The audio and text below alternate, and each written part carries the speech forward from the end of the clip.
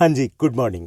ये जो आपके ड्रीम्स हैं, इनको आपको खुद को पूरा करना है। कोई और नहीं आने वाला जो आपको पुश करेगा, कोई और नहीं आने वाला जो ऊपर से आपको पुल करेगा। ड्रीम्स आपके हैं ना, एडजस्ट भी आपको करना है। ना आपके पड़ोसी, ना आपके फ्रेंड्स, ना आपके टीचर्स, ना सीबीएसई, कोई और एडजस्ट नहीं करेगा। आपको एडजस्ट करना है। अगर एडजस्ट करोगे तो बहुत आगे जाओगे, टॉप पर जाओगे। आपके ड्रीम्स आप पूरे कर सकते हो। अगर आपने एडजस्ट अभी नहीं किया तो आप यहीं अड़े रह जाओगे, यहीं पे खड़े रह जाओगे, बहुत पीछे, सबसे पीछे रह जाओगे। उसके बाद आपके पास सिर्फ एक ही वर्ड बचेगा, वो है काश। कि काश मैंने ऐसा किया होता तो आज मैं वहीं होता जहां पर मेरे कुछ फ्रेंड्स पहुंच गए। और पता, आप अभी शायद आपको नहीं पता कि जब थोड़ा सा आगे निकलोगे लाइफ में, जब आगे निकलोगे, खैरियत कोई नहीं पूछेगा आपकी, आपकी हैसियत पूछता है। ये जो हाय हेलो होती है ना, वो आपकी हैसियत को होती है। हैसियत कब बनेगी? जब आप आज पढ़ोगे, जब आप अपना आज बर्बाद नहीं करोगे। अगर आपने आज अपना बर्बाद कर दिया तो कल आपको पूछने वाला कोई नहीं होगा, हाय हेलो भी नहीं पूछेगा। जहाँ से आप गुजरोगे तो वो रास्ता चेंज कर लेंगे, या आप देखते होंगे, और वो आपके साथ भी हो सकता है। ये पिछले 1-1.5 साल से आप क्या कर रहे हो? 1-1.5 साल से आप हो, आपकी स्टडी है और नौटंकी हो रही है, नए नए एक्सक्यूज़ ढूंढ रहे हो। अच्छा, ऑनलाइन क्लास में कुछ समझ में नहीं आता। भाई, ऑनलाइन क्लास अटेंड किया आपने? दिल से अटेंड किए? नहीं किए, म्यूट कर देते हो, साथ में गेम्स खेलते हो। अच्छा, ऑनलाइन क्लास में समझ में नहीं आता, वर्कशीट किसी दिन किया आपने पूरी? नहीं किया ना, सिर्फ आंसर है, उनको कॉपी करने के लिए जाते हो आप। अच्छा, स्कूल नहीं खुले थे ना, ये भी एक एक्सक्यूज है। स्कूल खुले थे, अब भी खुले थे, कितना का आपने उस टाइम को यूटिलाइज किया? और जो ऑनलाइन क्लास का है ना, बहुत से बच्चे यूपीएससी क्रैक करके इस टाइम पीरियड में। यूपीएससी, बात नियत की थी। आपने नियत के साथ ना ऑनलाइन क्लासेस अटेंड की, ना नियत के साथ आपने स्टडी की, ना नियत के साथ आपने सेल्फ स्टडी को टाइम दिया। कितना टाइम दिया था आपने? अच्छा, एक एक्सक्यूज कि सीबीएसई का न्यू एग्जाम पैटर्न था, कुछ समझ में नहीं आ रहा था। ऐसा कुछ नहीं था, कोई रॉकेट साइंस नहीं थी। क्वेश्चंस वही थे, सिलेबस वही था, बुक्स वही थी।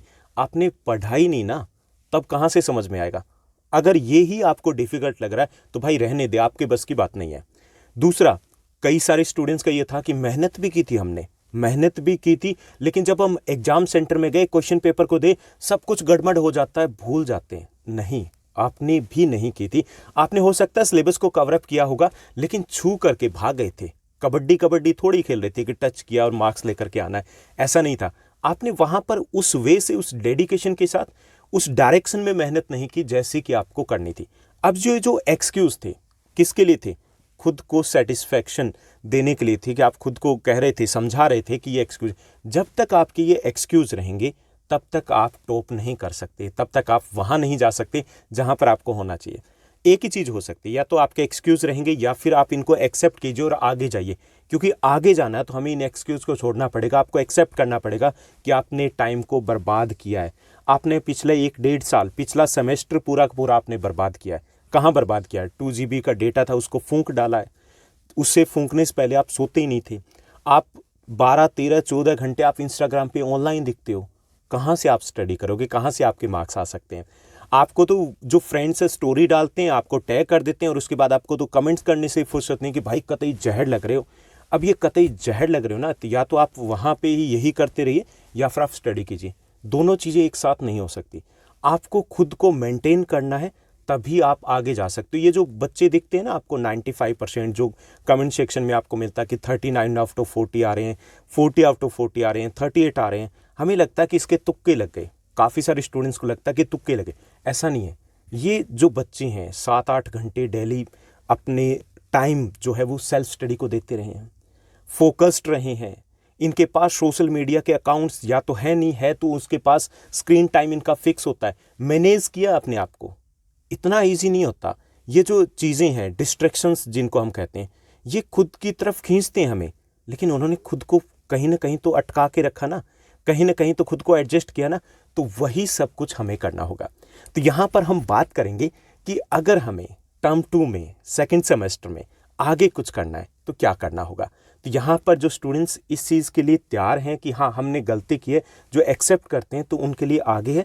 अगर एक्सेप्ट नहीं करते हो कि नहीं हमने कुछ किया ही नहीं, तो नीड नॉट टू वरी, आप वहीं पे लगे रहिए, उसी तरीके से आगे बढ़ते रहिए। तो यहाँ पर हम बात करेंगे कौन सी गलतियाँ हैं जो हमें नहीं करनी है, क्या है जो हमें करना है। दोनों ही चीज़ें हम डिस्कस करेंगे। तो सबसे पहले हम बात करेंगे कि जिस चीज़ की हमें ज़रूरत होती है स्टडी करने के लिए, वो है अपना motivation. Find out your motivation. जब तक हमारे पास वो आग नहीं होगी ना, हम काम कर ही नहीं पाएंगे। कोई भी काम हम कब करते हैं? जब हमारे पास वो आग होती है, जब डेडिकेशन होता है, जब उस काम करने में मज़ा आता है। जब मज़ा आता है ना, तो वो काम ईजी हो जाता है और उस काम में हमारे रिजल्ट एक्सपेक्टेड रहते हैं, जो हमें चाहिए होता है वो मिल जाता है। तो ये आग क्या होगी? आग, आप याद कीजिए आपका ड्रीम्स क्या है। याद कीजिए कि आपको क्या करना है। आपने 8th क्लास में, 9th क्लास में क्या सोचा था? NTSC क्रैक करना है। क्या सोचा था आपने? आपको नीट क्रैक करना है। आपको क्या करना है? आपको टॉप करना है क्लास में। आपको UPSC क्रैक करना है। आपको टीचर बनना है। आपको डॉक्टर बनना है। ड्रीम्स को अपने याद कीजिए। याद कीजिए अपने फैमिली की कंडीशन। आपके जो पेरेंट्स होते हैं सुबह 4 बजे उठ जाते हैं, रात को 12 बजे तक लगे रहते हैं, थकते नहीं हैं। पता है क्यों नहीं थकते? उन्हें लगता है कि उनका बेटा, उनकी बेटियाँ है, वो उनके लिए मेहनत करें। कुछ ही दिनों की बात है, आप उनको वहाँ से बाहर ले जाओगे। ये जो इकोनॉमिक कंडीशन है ना, middle class, lower middle class, या फिर हम जो इकोनॉमिक वे से वीकर सेक्शन में अगर आ रहे हैं, इससे अगर कोई बाहर ले जा सकता है तो वो खुद आप हो और कोई नहीं है। अपने पेरेंट्स को, खुद को आप बाहर ले जा सकते हो। कोई गवर्नमेंट स्कीम नहीं आने वाली, कहीं किसी गाड़ी में से नोटों से भरी हुई कोई बोरी नहीं गिरने वाली, ना कोई आपको खजाना मिलने वाला। कुछ नहीं होने वाला है जो हम सोचते हैं, ऐसा कुछ नहीं होगा। आपको करना है। कब करना है? अभी करना है। अभी करोगे तभी आपका कुछ हो सकता है। तो अपनी आग को फाइंड आउट कीजिए। उसके लिए आप अपने आसपास जहाँ पे आप स्टडी करते हो तो वहाँ पर अपने टारगेट है वो लिखिए। टारगेट आप क्या कर सकते हो, पॉजिटिविटी लेकर के आइए, पॉजिटिव वाइब्स लेकर के आइए और रिव्यू कीजिए अपने आप को। कब तक रिव्यू करना? आपको रिव्यू करना है हर मंथ, हर 20 डेज में। पिछले 1-1.5 साल में आपने कभी अपने बारे में सोचा है? 5 मिनट आपने दिए खुद को? नहीं दिए। कभी सोचा है आप क्या कर रहे हो, क्यों कर रहे हो, कहीं आप सही हो या गलत हो, कहाँ जा रहे हो? आपने गेमिंग की आईडी बना रखी है, गेमिंग पे लगे रहते हो 8-8, 10-10 घंटे। आपने अपने लिए टाइम ही नहीं दिया, अपने ड्रीम्स के लिए टाइम नहीं दिया। अपने आप नहीं होने वाले। तो आप अपनी आग को फाइंड आउट कीजिए। एक स्टूडेंट का मैं एग्जांपल अक्सर दिया करता हूँ, और शाहीन मेरी स्टूडेंट है। तो उनके ब्रदर आए थे, तो उन्होंने जैसे बताया कि वो पूरी रात भर स्टडी करते हैं। तो मैंने शाहीन से पूछा, क्लास में पूछा ताकि बाकी बच्चों को भी पता चले, तो कि कैसे कर लेते हो, रात को नींद नहीं आती क्या? तो शाहीन ने बड़ा इंटरेस्टिंग सा जवाब दिया था। शाहीन ने बताया था कि सर, जब मुझे नींद आती है ना, तो मैं अपने अब्बू का चेहरा याद करती हूँ, क्योंकि अब्बू की आंखों में मेरे लिए बहुत सारे ड्रीम्स हैं। तो जब अब्बू का चेहरा याद करती हूँ तो फिर मुझे नींद नहीं आती, चाहे मैं 1 रात पढ़ूँ या 2 रात पढ़ूँ। ये है आग, ये है मोटिवेशन। आप अपने फ्रेंड्स के बारे में मत सोचिए, आप अपनी फैमिली के बारे में सोचिए, आप अपने खुद के बारे में सोचिए, आप अपने ड्रीम्स के बारे में सोचिए। वो आग हमेशा आपके पास रहनी चाहिए। वो टारगेट है। टारगेट में ये नहीं कि सिर्फ आपको क्लास में टॉप करना है, आपको अपना परसेंटेज सेट करना है। क्योंकि क्लास में हो सकता है कि क्लास में आप 40 की, 50 की, 60 की क्लास में अगर टॉप कर लोगे, भाई बड़ा तीर नहीं मार लोगे। आपको compete करना इस लाइफ में बाकी सारे लोगों से जो इस क्लास में, तभी जा कर के आगे जा पाओगे ना। तो सबसे पहले ज़रूरी है अपना माइंड सेट कीजिए। कर सकते हो आप, इस चीज़ को डिसाइड कीजिए, कर सकते हो। मान लो तो हार है, ठान लो तो जीत है। आपको ठानना है कि मुझे करना है। और दुनिया में पता है कोई भी चीज़ आसान नहीं होती, कोई भी चीज़ मुश्किल नहीं होती। अगर आप ये मान लेते हो कि मुश्किल है तो मुश्किल है, अगर आप मान लेते हो कि आसान है तो आसान है। सब कुछ आसान है, आप कुछ भी कर सकते हो। ओके, तो सबसे पहले आपको मोटिवेशन फाइंड आउट करना, 3-4 अच्छे से चार्ट बनाने, अपने रूम में लगा लीजिए जहाँ पर भी, कि मुझे ये करना है। ओके, उसके बाद दूसरा है, आप अपने गोल को सेट कीजिए। गोल को सेट कीजिए कि आपको क्या करना है। ये गोल कैसे सेट करना है? गोल को सेट करना आपको सब्जेक्ट वाइज, कि मुझे इस सब्जेक्ट में ये करना है। गोल को सेट करना आपके ओवरऑल परसेंटेज। गोल को सेट करना आपके लॉन्ग टर्म के गोल्स। आपके NTSC आपका गोल है।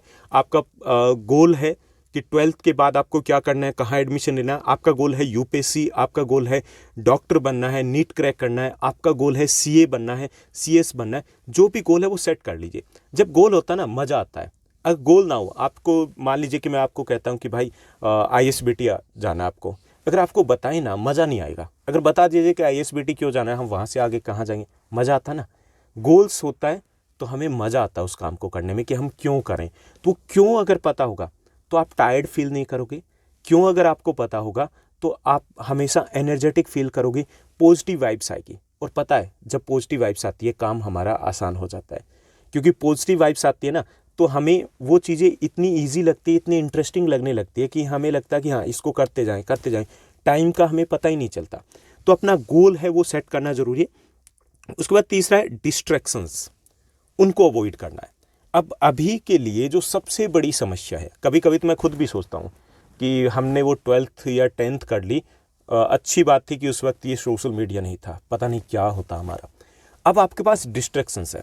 पहले डिस्ट्रैक्शंस कहाँ होते थे? पहले ये होते गली मोहल्ले में निकल गए बच्चे, वहाँ डिस्ट्रैक्शंस होते थे। अब डिस्ट्रैक्शंस आपके घर में है, आपके रूम में है, आपके बेड पर है, आपके हाथ में है। सोशल मीडिया आपके पास, सोशल मीडिया का मतलब ये सिर्फ नहीं कि सोशल मीडिया, आपके पास बहुत कुछ है। आपके पास जितने भी अच्छी चीज़ें हैं और जितनी बुरी चीज़ें हैं वो आपके पास है। अब यहाँ पर पेरेंट्स है, वो भी उसी तरीके से सीसीटीवी कैमरा नहीं बन सकते। और सीसीटीवी कैमरा चाहे कितना ही बन जाए, आप घोड़े को नदी तक ले जा सकते हो, पानी नहीं पिला सकते, पानी खुद को पीना है। तो ये जो डिस्ट्रैक्शंस है, पर्टिकुलरली अगर बात की जाए डिस्ट्रैक्शंस की, तो है आपका इंस्टाग्राम है, आपका टकाटक है, आपका मौज है, तो उसको अवॉइड करना है। अवॉइड क्या करना है? अगर आपको फोड़ना ही है, तब कह रहा हूँ, फोड़ना ही है, तो इस टाइम पीरियड में आपको कोई भी स्टोरी नहीं डालनी है। इस टाइम पीरियड में आपके पास अगर इंस्टाग्राम में एक ही वीडियो एप्लीकेशन है तो एक ही वीडियो एप्लीकेशन रखना है। इस टाइम पीरियड में आपको अगर चैनल आपको कहीं यूट्यूब वगैरह से स्टडी करे तो 1 या 2 है, पकड़ लीजिए, बस वहीं से कीजिए, तीसरे चौथे पे नहीं जाना है। इस टाइम पीरियड में आप इंस्टाग्राम पे या कोई और स्टोरी डाल रहा है तो वहाँ पर भाई कतई जहर लग रहे हो, आप आग लग रहे हो, तो वो चीज़ें करने की कोई ज़रूरत नहीं है। जो जैसा लग रहा है वो लगता रहेगा। इस टाइम पीरियड में आपको अपने स्क्रीन टाइम है वो फिक्स करना है। तो ये बहुत सारी चीज़ें हैं जो आपको करनी है, कर सकते हो आप। क्या कर सकते हो? एक चीज़ जो प्रैक्टिकल मैं आपको बताता हूँ कि एक तो ये कि अगर आपका 2 GB का डेटा पैक है उसको 1 GB पे ले आइए, 2 GB को 1 GB पे ले आइए। दूसरा प्रैक्टिकल चीज़ कि आप ये डिसाइड कर लीजिए कि सुबह उठते ही मोबाइल नहीं लेंगे। भाई आप टाटा बिरला थोड़ी हो, आपके कौन से गुजरात में ट्राले गए हुए हैं कि बिजनेस का लॉस हो जाएगा, ऐसा कुछ नहीं होने वाला ना, फालतू के मैसेज आएंगे। तो आप डिसाइड कर लीजिए कि सुबह 9 बजे से पहले आपको नहीं उठाना है। एक स्टूडेंट है जो अभी कनेक्टेड है यहीं पर यूट्यूब के ऊपर, तो उन्होंने जैसे मुझे बता रखा और वैसे पता भी है कि वो सुबह उठते ही, यानी कि उनकी 3 या 4 घंटे की जो स्टडी है उससे पहले वो मोबाइल को छेड़ते नहीं, ऑन करके भी नहीं देखते। आप ये डिसाइड कीजिए, आप डिसाइड कीजिए कि कितनी ऐप्स आपके रहें। आप डिसाइड कीजिए कि आपको स्टोरी नहीं लगानी, आपको व्हाट्सअप स्टेटस नहीं लगानी। तो ये छोटी छोटी चीज़ें आपको डिसाइड करना है। स्क्रीन टाइम आप डिसाइड कर सकते हो, मुझे 4 से 5 देना है, मुझे 8 से 9 लेना है, उसके अलावा नहीं लेना। तो इससे क्या होगा कि आपका वो टाइम धीरे धीरे होगा, एकदम से नहीं होगा, धीरे धीरे आप उस चीज़ को फाइंड आउट करोगे कि आपके पास जो टाइम है आप कहाँ लगा रहे हो। आप घर पे बैठे हो तो आप स्टडी में लगाओगे ऑफकोर्स, क्योंकि आप फालतू की चीज़ों पे नहीं लगाओगे। तो डिस्ट्रैक्शन को अवॉइड करना है। अगर डिस्ट्रैक्शन को अवॉइड नहीं किया तो आपके पास 24 आवर्स ही है, आप उसमें से बर्बाद करे हो अपने। कहाँ बर्बाद करे हो? इसी सोशल मीडिया के ऊपर बर्बाद करे हो। तो वो करना सबसे ज़्यादा ज़रूरी है। उसके बाद आती है आपकी रिलेशनशिप की। रिलेशनशिप मतलब उस टाइप से बहुत सारे स्टूडेंट्स हैं जो पूछते होंगे अपने, मेरे बाबू ने थाना थाया। तो ये जो बाबू ने थाना थाया, तो बाबू तो दाना था लेगा, लेकिन आपका क्या होगा ये सोच लीजिए। हम इतना सीरियस हो जाते हैं, जबकि वहाँ पे ये होता है कि 4-4 को वो बाबू थाना खिला रहा होता है। हम वो चीज़ें अभी मत सोचिए। अभी ये है कि ठीक है आप क्लास में किसी से बोलते हो, ठीक है आपकी हाय हेलो होती है, ठीक है इट्स ओके, लेकिन इतना सीरियस नहीं होना कि आपको चैट वगैरह पे आप लगे रहो। आप अपने फ्रेंड से लगे रहते हो, क्लासमेट से लगे रहते हो, अच्छा बेस्टी है ये, उस टीम ये आ रहे हैं वो आ रहे हैं, लाइक दैट। ओके, तो आप उस आर्मी में हो या इस आर्मी में हो, उससे कोई लेना देना नहीं। अगर आपको अपने फ्रेंड से काम है, आपको फ्रेंड से लगता है कि बात करनी चाहिए, डेली करनी चाहिए, कॉल कर लीजिए। कॉल करोगे 4 मिनट में, 5 मिनट में आपकी बात खत्म हो जाएगी। चैटिंग करोगे 3-3 घंटे लग जाते हैं, 4-4 घंटे लग जाते हैं। सीरियस रिलेशनशिप मेरी तो यही सजेशन रहेगा कि होनी नहीं चाहिए, क्योंकि अभी आपका जो लगता है कि ये कुछ और है, वो सिर्फ अट्रैक्शन होता है, और ये अट्रैक्शन आपकी लाइफ को स्पॉइल कर सकता है। क्योंकि स्टडी अगर नहीं होगी तो आपको ढंग का कॉलेज नहीं मिलेगा आगे चल के, आपका बेस खत्म हो जाएगा, और अगर बेस खत्म हो गया तो समझो आपका लाइफ ही पटरी से उतर जाएगी, कच्चे में आ जाएगी। ओके, तो रिलेशनशिप को आपको मेंटेन रखना है। अगर वो आपको लगता है कि मेच्योर लेवल का है, जो भी है लेवल का है, लेवल की है, या आप जिससे भी चैट करते हो, तो आप उसको साथ डिस्कस कीजिए कि हमें ये टाइम है, इस वक्त बात हो सकती है, उससे ज़्यादा नहीं हो सकती। कोई एक प्लेटफॉर्म है उसी के ऊपर डिस्कस हो सकता है, 2 या 4 या 5 प्लेटफॉर्म मत फाइंड आउट कीजिए। ओके, तो ये सारी चीज़ें आपको मेंटेन करनी है। ओके, जो भी हैं, पहली चीज़, बहुत सारे बच्चे हैं जो इनसे दूर होंगे, अभी तक बचे होंगे, और जो हैं तो आप इसको मेंटेन करो, बैलेंस करो, तब जा करके आपका टाइम बच सकता है। क्योंकि इसमें भी आप सोच के देखिए, जो बच्चे यहाँ पर हैं, सोच के देखिए, आप 3 या 4 घंटे लगाते होंगे यहाँ पर। 3 या 4 घंटे ज़्यादा नहीं हो गया?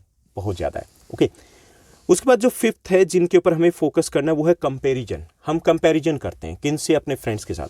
हम क्या करते हैं जब हमारी स्टडी नहीं होती तो हम ये पूछते हैं जो पिछली बार आपने किया होगा, अपन में फ्रेंड्स को कॉल की होगी, फ्रेंड से पूछा होगा कि भाई तूने ये कितने चैप्टर्स कर लिए, आपके भाई ने बताया कि भाई अभी तो मैंने स्टार्ट नहीं किया, आपको तसल्ली सी मिल गई, अच्छा उसने भी स्टार्ट नहीं किया, मैं भी नहीं करूँगा। कंपैरिजन मत कीजिए। कंपैरिजन मत कीजिए कि वो कहाँ पर जा रहा है कोचिंग, कितनी कोचिंग जा रहा है। आप वो कोचिंग जा रहा है, हम भी कोचिंग जाएंगे। ओके, ये चीज़ें नहीं करनी है। हर कोई एक यूनिक है, इंडिविजुअल है, उसका अपना एक स्टडी पैटर्न है, उसका अपना एक क्राइटेरिया है, उसका अपना एक ड्रीम है, उसका अपना एक टारगेट है। भाई वो गड्ढे में गिरेगा तो आप थोड़ी गड्ढे में गिरने वाले हो। यहाँ पर आधी दुनिया गड्ढे में बैठी है, वो आपको नीचे पुल कर सकती है, नीचे की साइड में, ऊपर की तरफ पुश नहीं कर सकती। आपको अगर करना है कुछ तो आपको अकेले ही करना है। तो कंपैरिजन मत कीजिए, कौन मॉर्निंग में उठ रहा है, कौन देर नाइट तक स्टडी कर रहा है, कौन कितनी कोचिंग जा रहा है, कौन कोचिंग नहीं जा रहा है, किसका कितना सिलेबस हो गया, उससे आपका कोई लेना देना नहीं होना चाहिए। आपका अपना एक रोड मैप होगा, उस रोड मैप को फॉलो कीजिए। आपका अपना एक टारगेट होगा, उस अपने टारगेट को कीजिए। आप अपने फ्रेंड से, चाहे वो बेस्ट फ्रेंड ही क्यों ना हो, मत कंपेयर कीजिए। कंपेयर करोगे तो आपको ज़्यादातर डिमोटिवेशन ही मिलेगा, मोटिवेशन नहीं मिलेगा। आपकी लाइफ में सिर्फ 2 ही पर्सन होते हैं जो आपको उनसे बेटर करता हुआ देखकर खुश होते हैं, वो आपके टीचर और वो है आपके पेरेंट्स। बाकी कोई भी नहीं चाहता, कोई भी मतलब चाहे कितना ही बेस्ट फ्रेंड है, कोई भी नहीं चाहता कि आप उनसे बेस्ट करो, उनसे बेटर करो। ओके, तो अगर आपको बेटर करना है, उनसे आगे निकलना है, तो आपको खुद को ही करना है। तो कंपैरिजन मत कीजिए, कौन क्या कर रहा है, जो कर रहा है उसको करने दीजिए, आप अपनी स्पीड से आगे बढ़िए। उसके बाद बात आती है कि आप जो मिस्टेक करते हो, गलतियां करते हो, आप सारे सब्जेक्ट के ऊपर फोकस नहीं करते। जैसे कुछ स्टूडेंट्स हैं जिन्होंने जो मीडियोकर हैं, जो यहाँ पर 80% 70% के आसपास अटक गए, यहीं पे लटक गए, तो उनकी गड़बड़ क्या किया उन्होंने कि उन्होंने फोकस किया 1 या 2 सब्जेक्ट के ऊपर। जैसे उन्होंने फोकस कर लिया साइंस के ऊपर, फोकस कर लिया मैथ्स के ऊपर, बाकी सब्जेक्ट को भूल गए, सोशल साइंस में स्कोर नीचे रह गया। या उन्होंने फोकस कर लिया सोशल साइंस के ऊपर और साइंस के ऊपर मैथ्स को छोड़ दिया। या उन्होंने इन सब्जेक्ट तीनों को लेकर के चल गए, इंग्लिश और हिंदी को ऊपर फोकस ही नहीं किया। परसेंटेज अगर आपको इंप्रूव करनी है, ओवरऑल अगर अपना बेस इंप्रूव करना है, तो हमें सभी सब्जेक्ट को इक्वलेंट टाइम देना है। इक्वलेंट मतलब जितनी नीड है उसी के अकॉर्डिंग। जैसे मैथमेटिक्स है तो उसमें थोड़ा ज़्यादा टाइम चाहिए, साइंस और सोशल साइंस है तो उसमें भी अच्छा खासा टाइम चाहिए, और हिंदी और इंग्लिश की बात करें थोड़ा कम चाहिए, लेकिन आपको रेगुलर टाइम देना होगा। अगर आपका ये लगा कि नहीं 1-1.5 महीने लास्ट में जाकर के एग्जाम में जाकर के कर लेंगे, तो क्या हुआ? आपके इंग्लिश में क्या हुआ है आपके साथ, आपका साइंस में क्या हुआ है? वो इसलिए हुआ कि आप अपने टाइम को मैनेज नहीं कर पाए। और मैनेजमेंट सबसे इंपॉर्टेंट चीज़ होती है। किसी भी चीज़ में से अगर हम मैनेजमेंट निकाल दें, इट मीन्स वो चीज़ जीरो हो जाती है। मैनेज कीजिए अपने टाइम को कि कैसे करना है आपको। सब सब्जेक्ट के ऊपर इक्वल फोकस करना है और इक्वली आपको उनको टाइम देना है। रेगुलर आपका होना चाहिए, कंसिस्टेंट आपको होना है। उसके बाद बात आती है कि आपका टाइम टेबल वर्सेस शेड्यूल। 2 चीज़ें होती है, एक तो होता है आपका टाइम टेबल, एक होता है आपका शेड्यूल। शेड्यूल मतलब रोड मैप। दोनों चीज़ें होनी चाहिए। अगर आपके पास टाइम टेबल नहीं है, आपके पास शेड्यूल नहीं है, इट मीन्स दैट आप कुछ नहीं कर पाओगे, क्योंकि टाइम टेबल होना ज़रूरी है। टाइम टेबल पहली चीज़ तो बना हो, दूसरी चीज़ कोशिश कीजिए, ट्राई कीजिए उसको फॉलो किया जाए। ज़्यादातर स्टूडेंट्स वो बनाते ही नहीं है, 90% बनाते ही नहीं है। जो बनाते हैं उनमें से 10% ने बनाया, उसमें से भी 90% से फॉलो नहीं हो पाता, और जो फॉलो करते हैं उनसे 100% फॉलो नहीं हो पाता, 60, 70, 80% फॉलो हो पाता है। इतना फॉलो हो जाए ना तो लाइफ बन जाएगी। टाइम टेबल बनाइए, उसको फॉलो कीजिए, क्योंकि इससे एक अलार्म सेट हो जाता है। हमें टेंशन रहती है जब हम उस टाइम में कुछ और कर रहे होते हैं, तो टेंशन रहती है कि मेरा स्टडी का टाइम है, ये बर्बाद हो रहा है, मुझे इस पर फोकस करना है। किसी कॉल भी आ जाए ना तो माइंड में रहता है कि अच्छा ये कॉल लंबी नहीं चलनी चाहिए। ओके, तो टाइम टेबल होना जरूरी है जो आपके डे टू डे रूटीन को सेट करेगा। इससे आप एटलीस्ट अगर आपने 8 आवर्स का स्टडी प्लान बनाया, 6 का बनाया, आप 4 आवर्स तो स्टडी कर पाओगे ना, इतना तो हो पाएगा आपसे। दूसरा शेड्यूल होना। शेड्यूल मतलब यहाँ पे रोड मैप की मैं बात कर रहा हूँ, जिसको मैं आगे देने वाला हूँ आपके। ये इस सीरीज़ के 4 या 5 वीडियो जाएंगे जिसमें हम सारी चीज़ें डिस्कस करेंगे, सब्जेक्ट वाइज भी, और कैसे हमें मार्क्स को इम्प्रूव करना है उसके ऊपर फोकस करेंगे। यहाँ कॉमन चीज़ें। तो रोड मैप में क्या होगा कि आपका मंथली या 15 डेज़ की स्ट्रैटेजी रहेगी। इन 15 डेज़ में कितना सिलेबस करना है, यानी यहाँ पर टाइम टेबल में होता है कि कब क्या करना है, कब कितना पढ़ना है, किस सब्जेक्ट को पढ़ना है। वहाँ पे होगा कि कितना कवर करना है।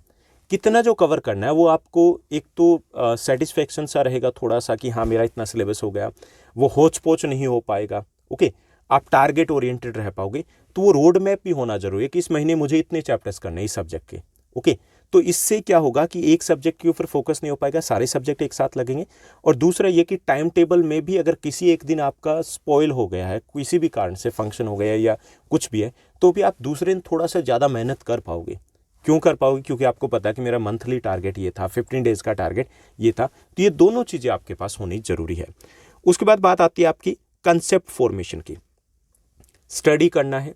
स्टडी करने का मतलब ये नहीं कि चैप्टर्स को कंप्लीट करना है, अच्छा मैंने ये ट्यूशन जा रहा हूँ, मैं वो ट्यूशन जा रहा हूँ, हमारे सर ने तो सिलेबस करवा भी दिए, वाओ सिलेबस करवा दिए। ट्यूशन जा रहे हैं बच्चे, काफ़ी सारे बच्चे ट्यूशन जा रहे हैं, और जब अब स्कोर की बात आई तो उनका स्कोर काफ़ी लो रह रहा है। क्या हुआ? सिलेबस हो रहा था। ये सिलेबस नहीं करना है, अपने को कंसेप्ट फॉर्मेशन मेथड के साथ चलना है। आपके कंसेप्ट क्लियर होने चाहिए। कंसेप्ट अगर क्लियर नहीं है, आप अगर एमसीक्यूज के ऊपर जंप कर रहे थे, मज़ा नहीं आएगा। अगर आपने हेल्पफुल ले रखी है, हेल्प बुक ले रखी है, और आपने अगर क्वेश्चंस को कर रहे हो, मज़ा नहीं आएगा, आप जीरो पे रह जाओगे। स्कोर हो सकता आ जाए लेकिन जीरो पे रह जाओगे। कंसेप्ट अगर आपके क्लियर होंगे तभी आपका बेस बनेगा, नींव बनेगी। आगे क्लासेस में लंबी रेस के बारे में सोचिए। तो कंसेप्ट फॉर्मेशन का मतलब है कि चैप्टर, जैसे आपका हिंदी की बात करें तो हिंदी में अगर कविताएं हैं, पद्यांश है, उसको समझ लीजिए, कुछ करने की ज़रूरत नहीं है। अगर आपके इंग्लिश में है, चैप्टर्स को समझिए, ग्रामर के कंसेप्ट को समझिए, उसके बाद और कुछ करने की ज़रूरत नहीं होती। हिस्ट्री की बात करें या पोल साइंस, ज्योग्राफी, एसएसटी की बात करें, साइंस की बात करें, चैप्टर को समझिए। चैप्टर को समझने के बाद आप क्वेश्चंस के ऊपर आइए। कंसेप्ट अगर आपके क्लियर नहीं है तो कोई फ़ायदा नहीं है। आप सिलेबस को, चाहे आपके ट्यूटर आपको करवा रहे हैं, चाहे आप अपने आप कर रहे हो, कुछ भी कर रहे हो, तो आप वहाँ तक नहीं पहुँचोगे जहाँ पर आपको पहुँचना है।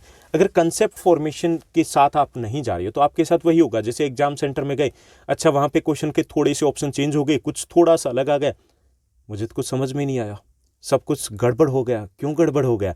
क्योंकि हमें एग्जैक्टली वो पता ही नहीं था कि ये क्या चीज़ है। कंसेप्ट थे तो उनके लिए वो सारे ऑप्शन ईजी थे।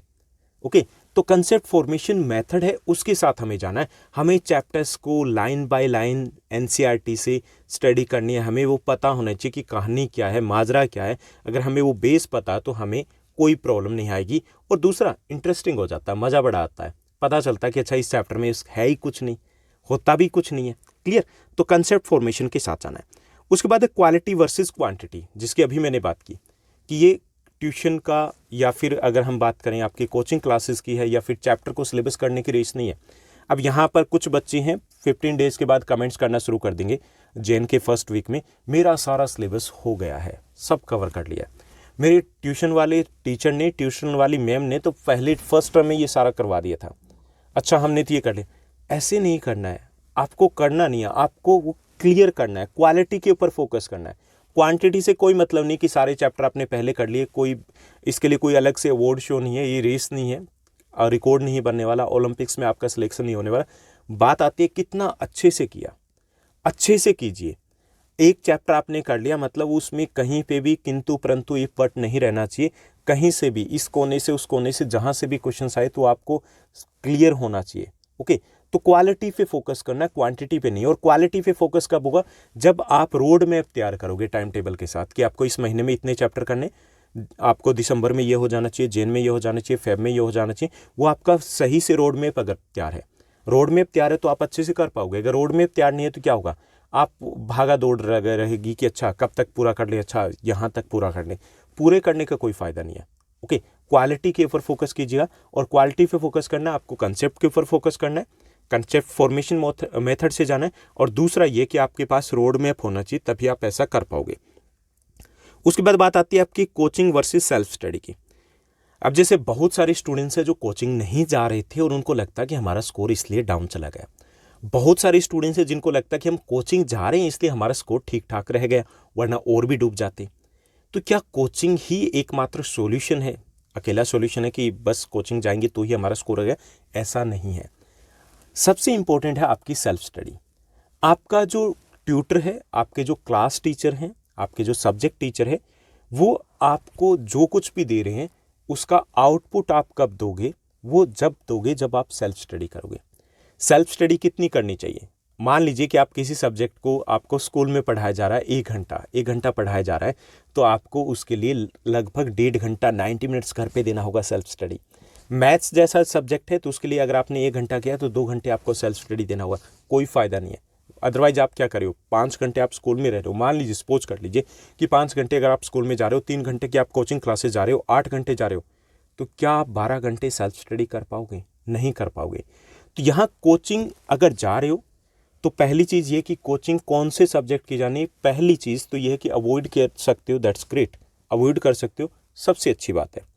अगर अवॉइड नहीं कर सकते हो, आपको लगता है कि जाना ही है, तो आप फाइंड आउट कीजिए कि कहाँ पर जाना है। जैसे आपको साइंस की बात करें तो साइंस में आपको एक चैप्टर के कुछ पार्ट्स में प्रॉब्लम है, एक चैप्टर की जाइए ना, पूरा साल क्यों जा रहे हो आप?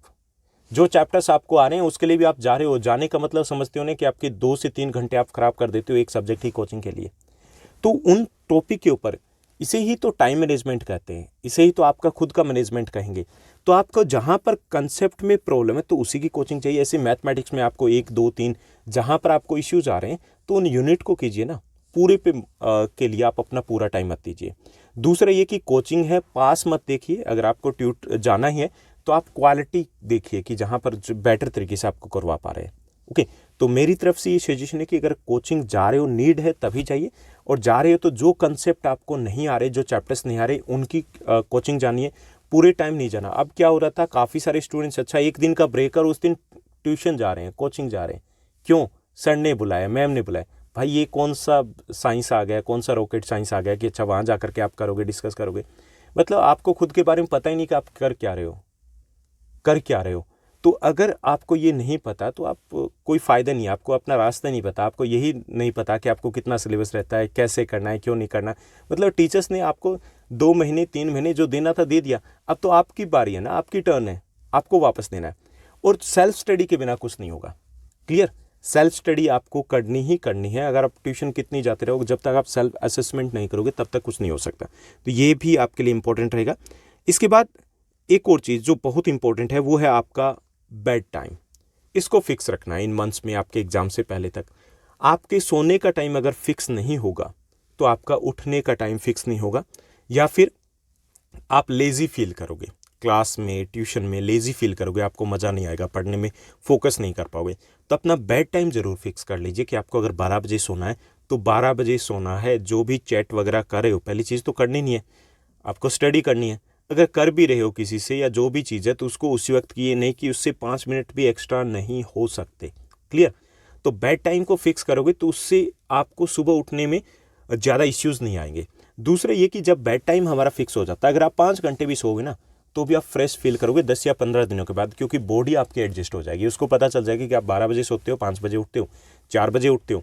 लेकिन अगर आपका बेड टाइम फिक्स नहीं है, आप अगर 1 बजे सो रहे हो, किसी दिन 2 बजे सो रहे हो, किसी दिन 12 बजे सो रहे हो, और अगर आप 8 बजे 9 बजे 10 बजे उठिए, आप लेज़ी फील करोगे, उबासियाँ लेते रहोगे, आप कंसंट्रेट कर ही नहीं पाओगे, फोकस कर ही नहीं पाओगे।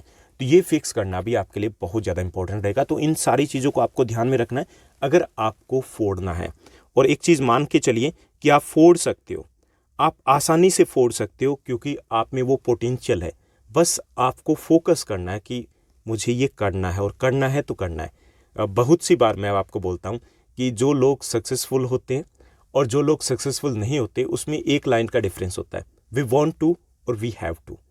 वी वॉन्ट टू, अगर हम वी वॉन्ट टू की सिचुएशन में हम कुछ भी कर सकते हैं, अगर हम करना चाहते हैं। वी हैव टू, अगर हम फोर्स किया जा रहा है, पेरेंट्स फोर्स कर रहे हैं, हम फेल ना हो जाएं इसलिए पढ़ रहे हैं, कोई टोका टिप्पणी ना करें इसलिए हम पढ़ रहे हैं, आप कुछ नहीं कर पाओगे।